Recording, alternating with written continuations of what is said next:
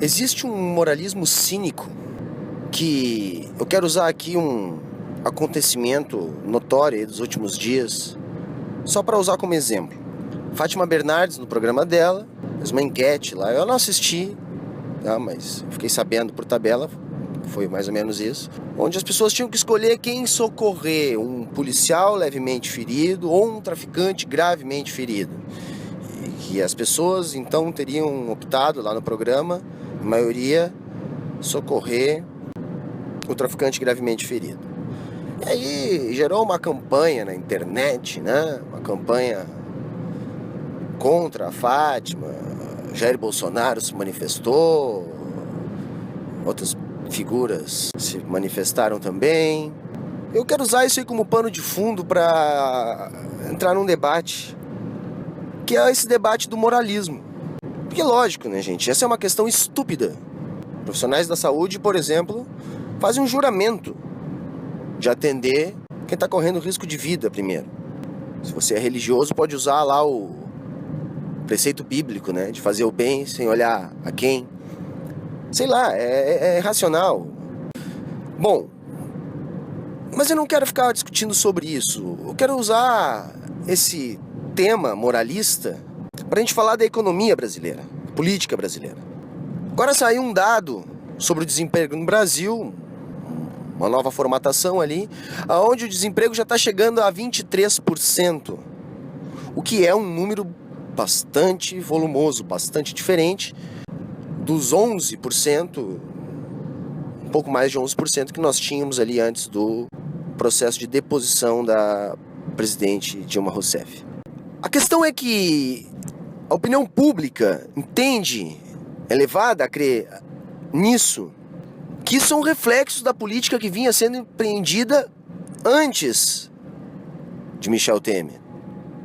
E aí usam indicadores como, por exemplo, as demissões no setor de petróleo e gás, que são as mais significativas e que provocaram um maior impacto na economia brasileira. Essas demissões, elas não são oriundas da política econômica que se tinha antes, elas são oriundas da Operação Lava Jato e da posição que o Congresso tomou em relação a isso, claro, levada pela grande campanha midiática que moldou a opinião pública. E aí se usou essa bandeira da corrupção. A bandeira da corrupção, historicamente, ela é usada nesse sentido. A bandeira moralista, vamos moralizar a Petrobras. E aí se cancelaram contratos, se bloquearam contratos, se embargaram investimentos e atiraram a economia brasileira no buraco. A Petrobras era responsável por praticamente 1/4 do investimento da economia brasileira. Se você paralisa esse setor, bom, o resultado é um pesado decréscimo na atividade econômica que age em cadeia sobre toda a economia, provocando um ciclo de crise. Eu não estou com isso defendendo a corrupção, é lógico, eu só estou querendo chamar a atenção para um fato de que a corrupção na Petrobras ela existe desde a década de 50, desde a sua criação. Ela devia ser combatida, sim, mas sem paralisar os investimentos. Vamos pegar o exemplo da Volkswagen. Se envolveu num pesado escândalo de manipulação de dados ali sobre emissão de gases. E isso, se fosse a ela imposto a pena que deveria, vamos dizer assim, isso representaria a falência mundial da Volkswagen. Eles teriam que substituir esses veículos, indenizar, enfim. Não, foi optado por uma outra estratégia para salvar os empregos, para salvar a economia, para salvar os investimentos. Mas, no entanto, foi adotada essa campanha moralista no Brasil, que nós estamos hoje diante de uma cegueira nacional. Uma parte da culpa também é do PT, porque o PT usou essa bandeira moralista quando não era governo. E essa bandeira moralista nunca foi da ala progressista. Mundialmente não foi, nem aqui no Brasil.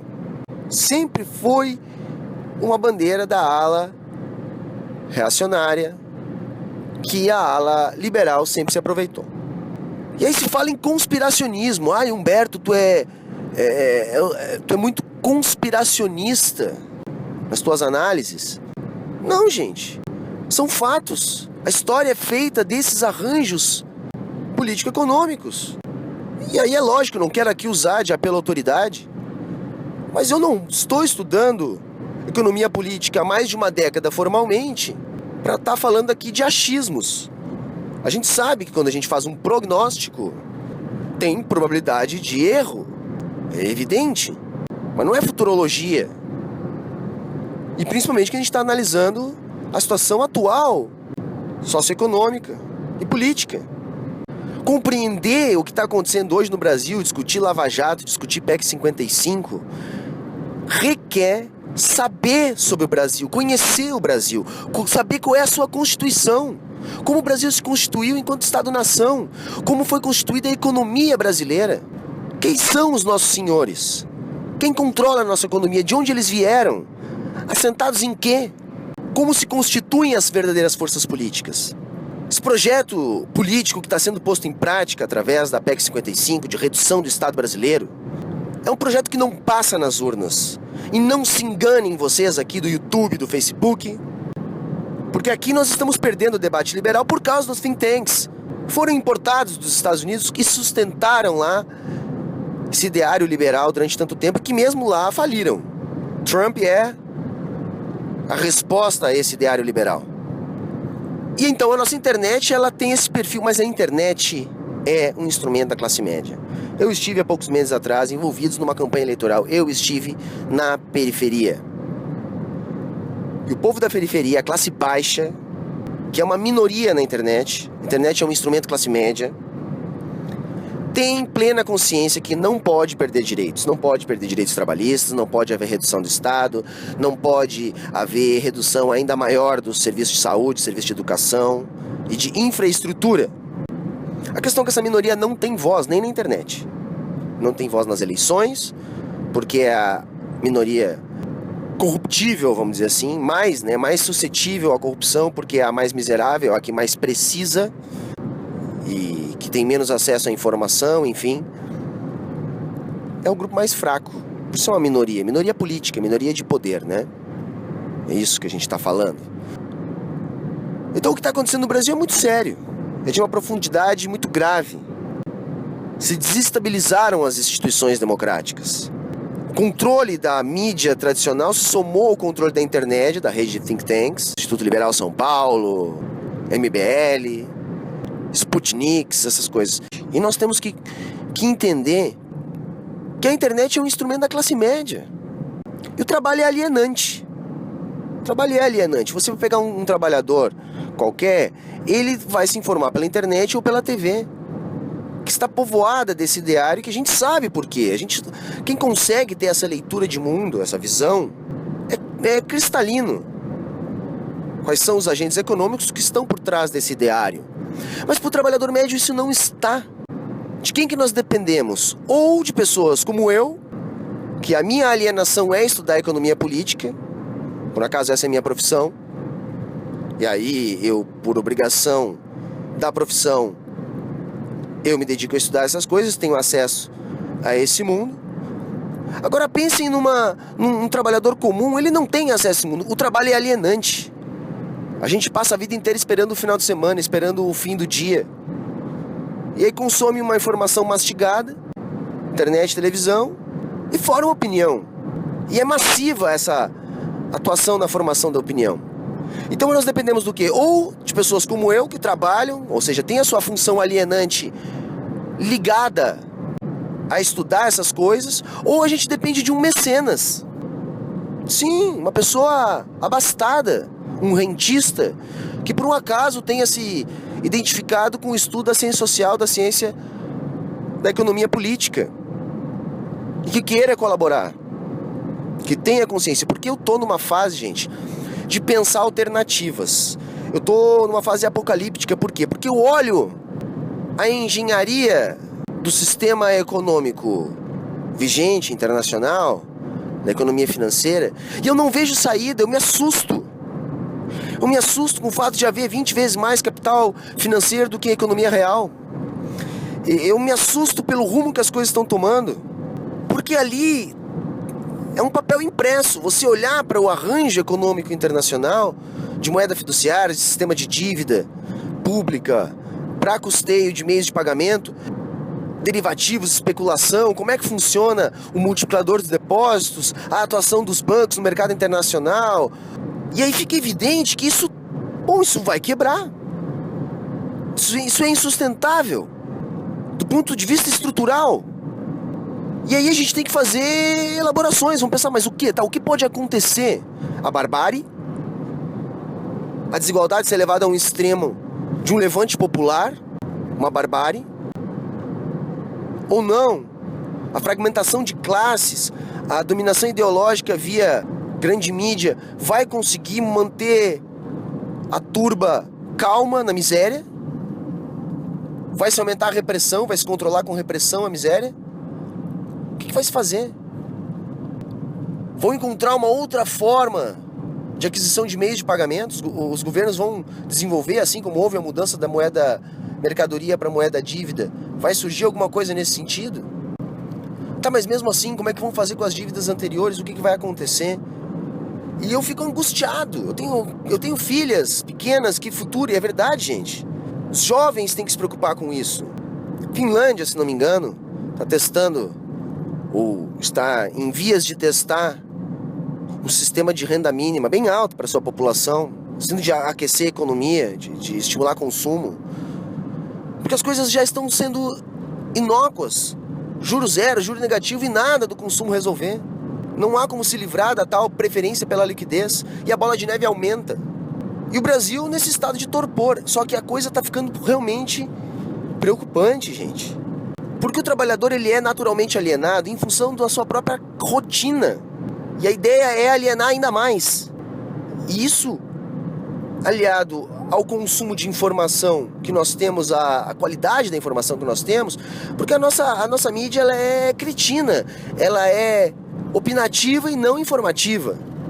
É só pegar qualquer jornal e ver o número de quadros de opinião, de colunas, o teor das revistas semanais. É opinativa e é corporativista, visivelmente defende os interesses dos anunciantes. Só que os indicadores econômicos estão se agravando.